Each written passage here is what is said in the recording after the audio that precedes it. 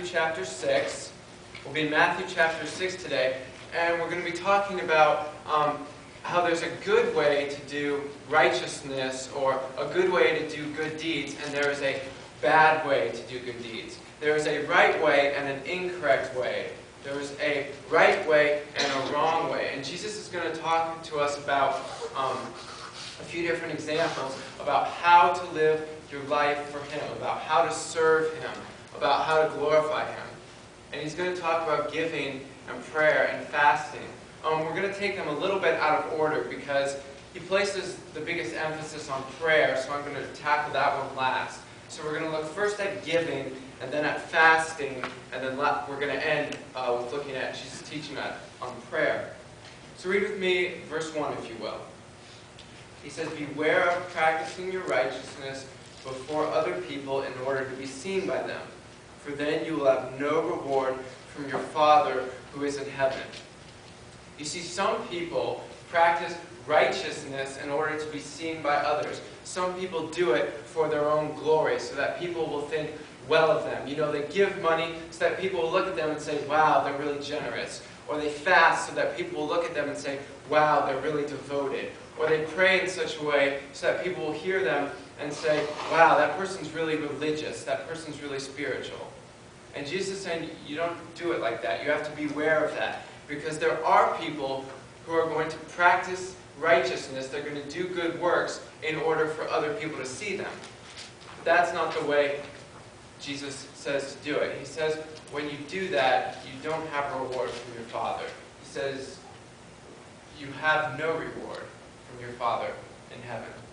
But before we really get into this, I want to talk about righteousness for just a second, because there's a couple different ways in which we can think about righteousness. He's not ultimately talking about our salvation here, because we can't earn our righteousness.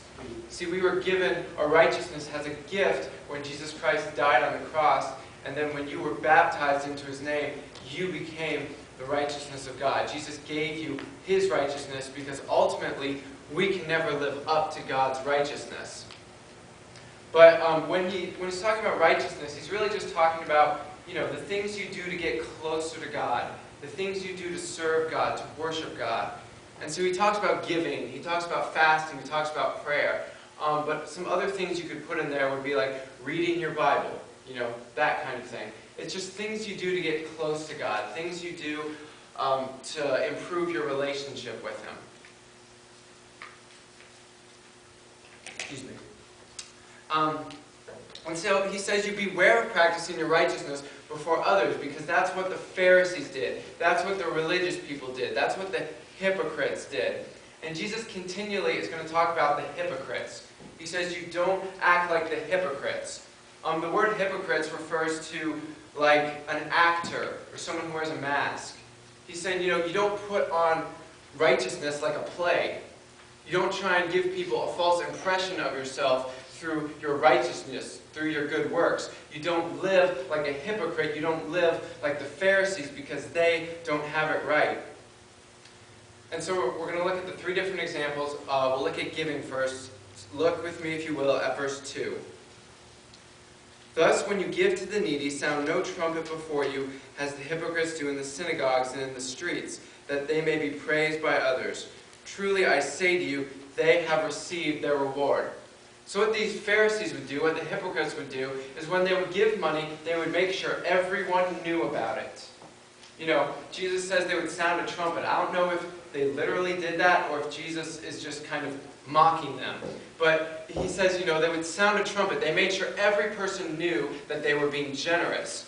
You know, it's like the collection plate would go by and they'd put money in it and they'd say, well, look how much I gave. Look how generous I am. Look at how righteous I am because I gave such a big amount of money.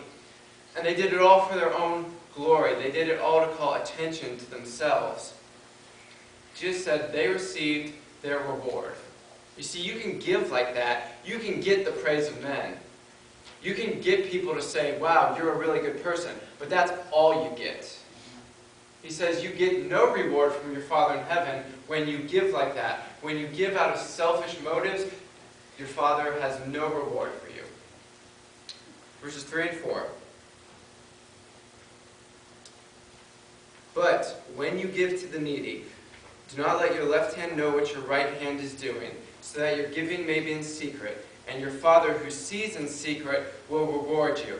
So he says you give in secret so that your Father will reward you. You give for God's glory, not for your own. You give so that God will be praised, not so that you will. You give so that other people will be benefited by your money, but you don't give for your own glory. You don't give so that people will look at you and talk about how good of a person you are. And he says, when you give like this, when you give to your Father who's in secret, then he will reward you. He's not going to reward you if you give just so that you can get praise. He will reward you if you give out of a humble heart in secrecy. But there's a problem that comes up in my mind when I'm talking about this, because earlier in Matthew chapter 5, he said, let your light so shine before others so that men might see your good works and glorify your Father in heaven. And here he says, you don't let your left hand know what your right hand is doing. So I read that and I'm like, well, wait, does he want us to give in secret? Does he want us to do things so that people will see us? Or does he want us to do everything in secret? And, I'm just thinking about that. And here's what I think the main issue is. It's not whether or not people see you give, it's if you do it so that people will see you give. It's really a matter of the heart. It's a matter of whose glorification are you after. Because he says, you let your light shine so that men will glorify your Father in heaven. But the Pharisees here would give so that people would glorify them, so that people would talk well of them. It's all about your heart. It's all about your motives. If someone sees you give money, you don't lose all reward. If someone sees you give money, you're not instantly condemned. But if you give because you want others to see you, then Jesus says you have no reward. And it's the same way with all the things he talks about. If someone hears you pray, that's not a sin. If someone says, oh, that was a nice prayer, that's not a sin. But if you pray so that people will say, oh, look how smart they are, look how eloquent they are, that's when it becomes a problem. It's all about your motivation. Whose glory are you after? Are you after your own glory or your Father's glory? That's the main point in this section. And so skip with me to verse 16, if you will, and we'll talk about fasting for a moment. He says, and when you fast, do not look gloomy like the hypocrites, for they disfigure their faces, that their fasting may be seen by others. Truly I say to you, they have received their reward. You're going to hear that phrase repeated in all three examples. He says, truly, they have received their reward.